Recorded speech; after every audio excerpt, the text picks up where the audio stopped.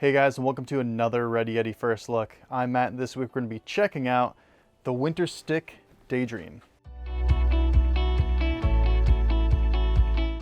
Winterstick was originally founded in 1972 as the original snow surf company. Decades have gone by, and as snowboarding progressed, so have they. Winterstick is now under the management of one of the godfathers of big mountain freeriding, Tom Burt, and two-time Olympic gold medalist, Seth Westcott.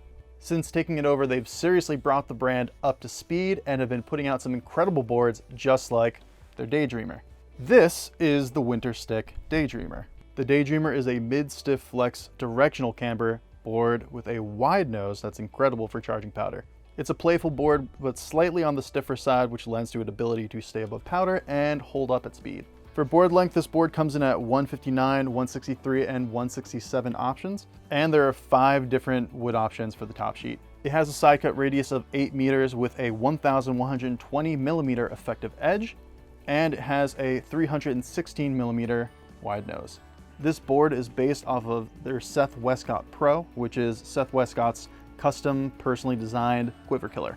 The Daydream seems to share a lot of similarities with that board, but with a hearty step in the backcountry direction. You could definitely have a lot of fun at a resort with this board, but I think if you took it to the side country or backcountry, it would really take things to another level. On top of that, the Daydream, and all of Winterstick's boards for that matter, do come in a split option.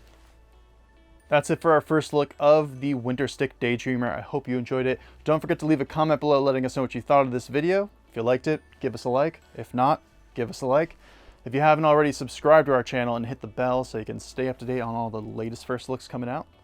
That's it for now, and stay tuned for another RYOutfitters First Look coming at you at some point.